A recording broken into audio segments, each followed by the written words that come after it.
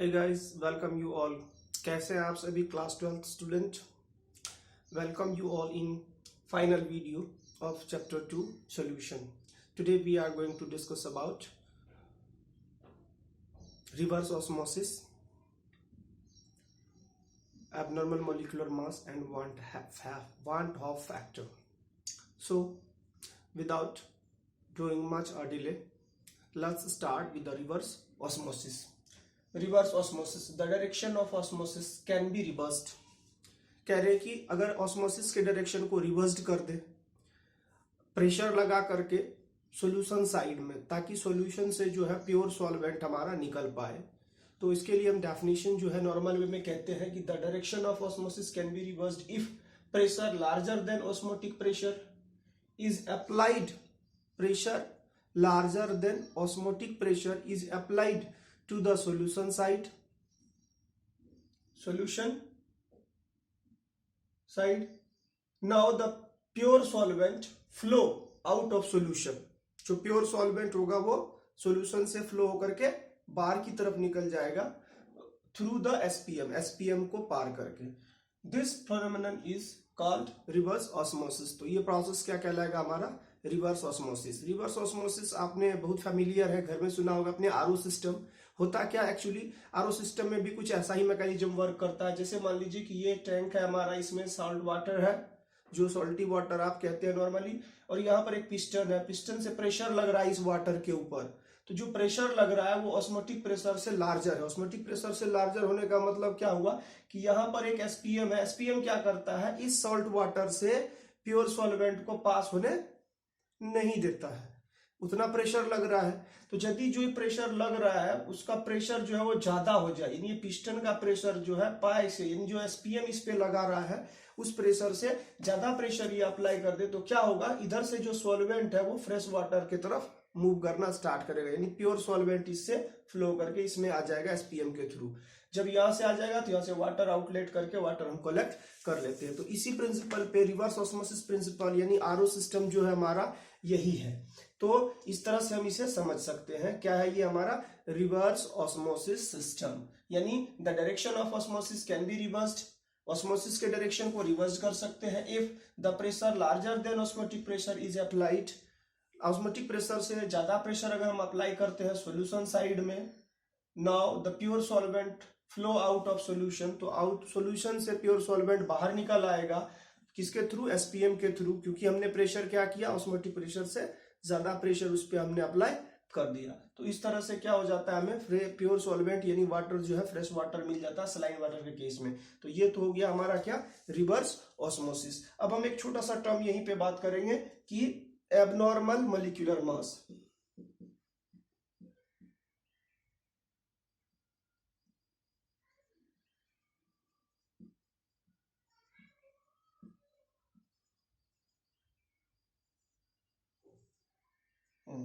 Abnormal molecular mass कहते हैं when molecular mass calculated with help of colligative property. जब किसी सब्सटेंस का मोलिकुलर मास कोलिगेटिव प्रॉपर्टी के हेल्प से कैलकुलेट करते हैं, वो क्या हो जाए, अलग डिफरेंट हो जाए कैलकुलेटेड या ऑब्जर्व्ड वैल्यू के या फिर एक्सपेरिमेंटल वैल्यू के, तो वो क्या कहलाएगा, एबनॉर्मल मोलिकुलर मास कहलाएगा। तो हम क्या कहते हैं, when the molecular mass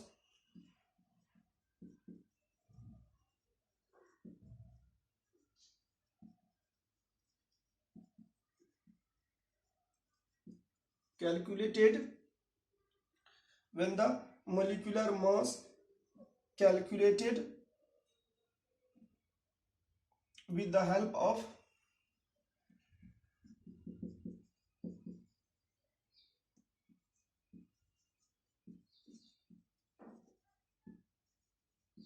colligative properties,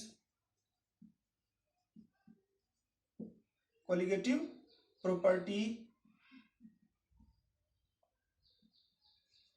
colligative property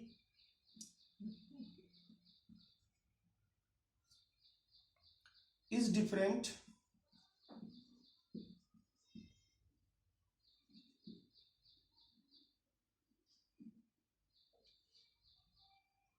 from theoretical value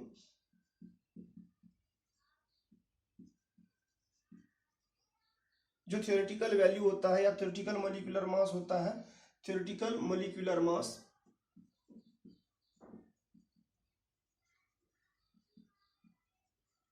तो क्या कहलाएगा? It is called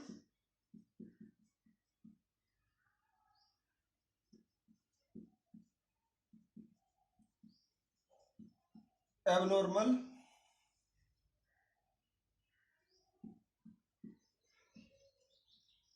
abnormal molecular mass.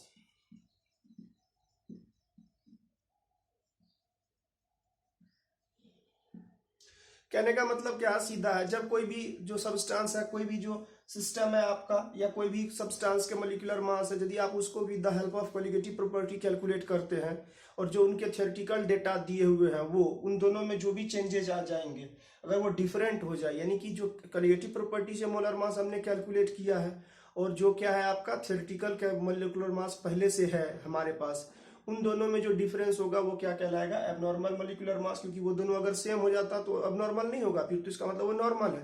लेकिन अगर डिफरेंस होता, मतलब the molecular mass calculated with the help of colligative property is differ from the theoretical molecular mass, this is called abnormal molecular mass. तो abnormality किस हद तक है, इसको भी हम आराम से कैलकुलेट कर सकते हैं। तो चलिए हम इसी सेक्शन में नेक्स्ट जो टॉपिक है हमारा वो पढ़ते हैं, want of factor. Want of factor क्या है? वांट ऑफ फैक्टर में क्या होता है कि जब किसी जो कोलिगेटिव प्रॉपर्टी से कैलकुलेटेड मॉलिक्यूलर मास है और ऑब्जर्व्ड मॉलिक्यूलर मास है, इन दोनों का रेशियो लिया जाता है और उसे ही हम लोग क्या कहते हैं? Want of factor. Want of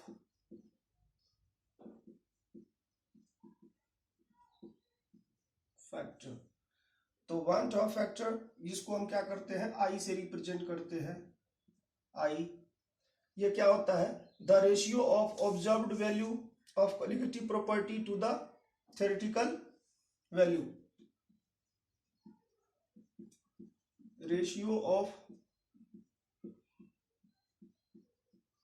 observed value of colligative properties to the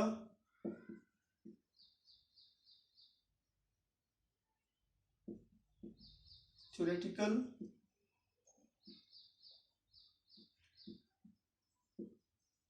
value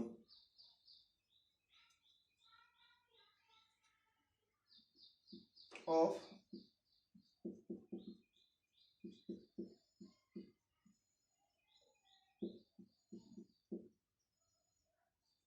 property, the ratio of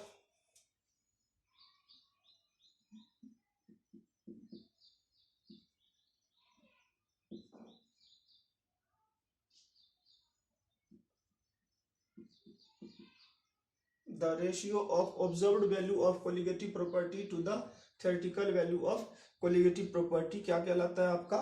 want of, क्या कहलाता है आपका? Want of factor.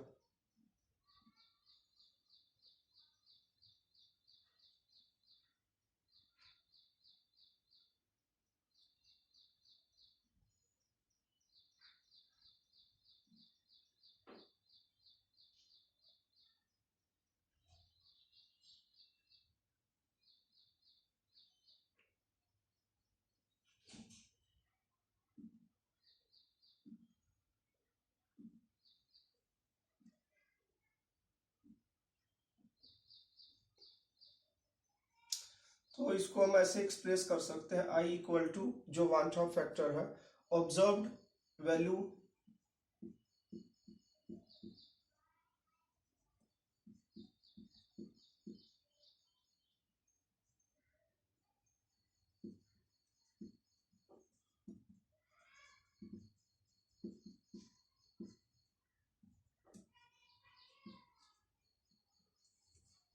Upon normal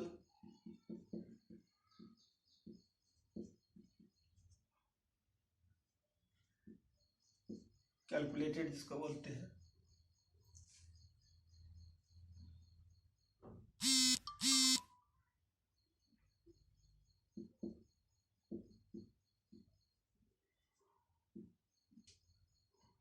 calculated value of colligative properties, यानी और ये लिख सकते हैं कि कितने जो उसमें चेंजेस आ रहे हैं, यानी change in colligative property observed upon change in colligative properties, या हम कैलकुलेटेड लिख सकते हैं, कैलकुलेटेड। तो ये जो रेशियो होता है ये क्या हो जाता है आपका वांट ऑफ फैक्टर कहलाता है। क्या कहलाता है ये?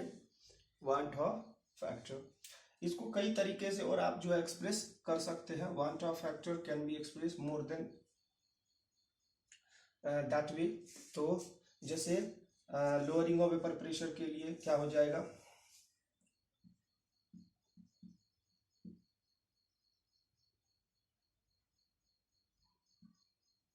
लोअरिंग ऑफ वेपर प्रेशर के केस में क्या हो जाएगा, I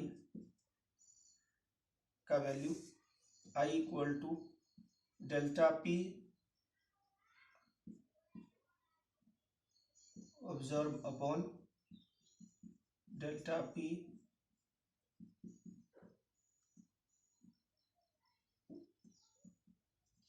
calculated. Elevation of boiling point,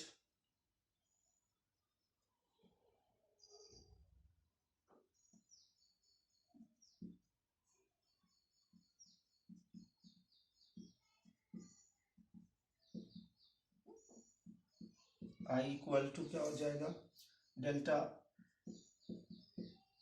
T B observed upon delta T B calculated. इसी तरह से अगर आप ऑस्मोटिक प्रेशर के लिए या जो अदर फैक्टर है आपका डिप्रेशन ऑफ फ्रीजिंग पॉइंट के लिए, for depression of freezing point I equal to,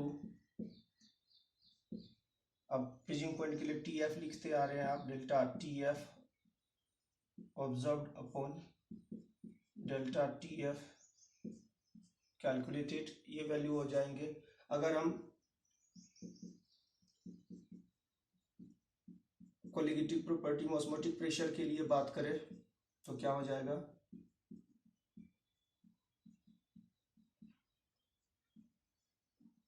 I equal to delta ये पाई ऑब्जर्व्ड पाई कैलकुलेटेड। तो इस तरह से जो है ये हम इसमें कर सकते हैं। तो यदि हम कोई भी कोलिगेटिव प्रॉपर्टी की बात करते हैं और वहां इस तरह की बातें होती है तो हम इसको ऑब्जर्व्ड वहां कर सकते हैं।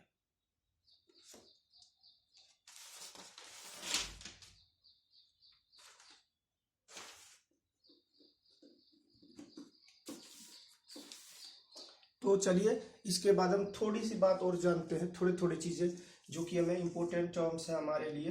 तो आफ्टर जो है यदि हम मॉलिक्यूलर मास की बात करें तो नॉर्मल मोलर मास क्या हो जाएगा, नॉर्मल मोलर मास अपन ऑब्जर्व्ड मोलर मास, यानी हम नॉर्मली कह सकते हैं कि ये क्या हो जाएगा, वैल्यू इसका कोलिगेटिव प्रॉपर्टी को हम और लिख सकते हैं। क्या लिख सकते हैं, मॉलिक्यूलर मास के टर्म्स में अगर हम इसे एक्सप्लेन करें तो आई इक्वल टू क्या हो जाएगा, नॉर्मल मॉलिक्यूलर मास अपॉन जो आप ऑब्जर्व करेंगे, ऑब्जर्व्ड मॉलिक्यूलर मास। ठीक है, तो यहां से आप निकाल सकते हैं normal molecular mass equal to I into observed molecular mass. ठीक है गाइस, तो इस तरह से इस हेल्प से आप क्या कर सकते हैं, सवाल को सॉल्व कर सकते हैं। तो जितने भी फार्मूलाज आपने अब तक पढ़े हैं उन सब में वांट ऑफ फैक्टर भी हम क्या कर सकते हैं, इंक्लूड कर सकते हैं। अब छोटे छोटे टर्म्स है जैसे कि hypertonic solution, hypotonic solution, isotonic solution, hyper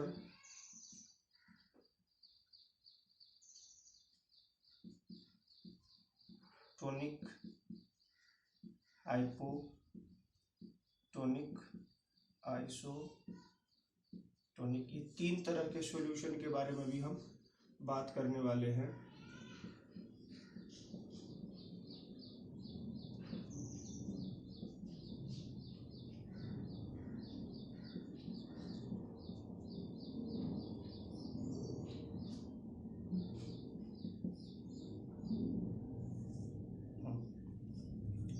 hypertonic solution कहते हैं कि कंसंट्रेशन क्या हो जाए,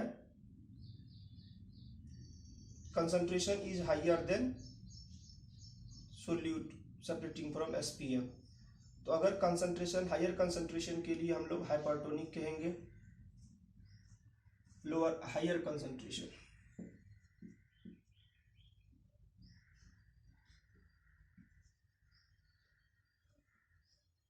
तो ये क्या हो जाएगा आपका, हायर हो जाएगा कंसंट्रेशन। यहाँ होगा लोअर कंसंट्रेशन और ये हो जाएगा सेम कंसंट्रेशन। अगर दो सॉल्यूशन का कंसंट्रेशन सेम हो जाए तो उसको आइसोटोनिक सॉल्यूशन कहते हैं। अगर किसी एक सॉल्यूशन में जो कंसंट्रेशन है, कहते हैं कि एक सॉल्यूशन जिसका कंसंट्रेशन ज़्यादा हो, that of the solution separating by SPM, SPM से सेपरेटिंग जो सॉल्यूशन है उसके कंसंट्रेशन से ज़्यादा कंसंट्रेशन हो तो उसको कहते हैं हम लोग हाइपरटोनिक सॉल्यूशन। और अगर किसी सॉल्यूशन का कंसंट्रेशन एसपीएम से सेपरेटेड सॉल्यूशन कंसंट्रेशन से क्या हो जाए, कम हो जाए, तो उसको क्या कहते हैं हम लोग, हाइपोटोनिक सॉल्यूशन। और आइसोटोनिक सॉल्यूशन कहते हैं कि दो सॉल्यूशन जिनका ऑस्मोटिक प्रेशर क्या हो जाए, सेम हो जाए, यानी कि same osmotic pressure same temperature पे क्या कहलाएगा, आइसोटोनिक सॉल्यूशन। ठीक है, ठीक है गाइस, तो ये चैप्टर का आखिरी टॉपिक था। Keep studying, keep learning and stay safe at your home. Till then, bye bye and ciao.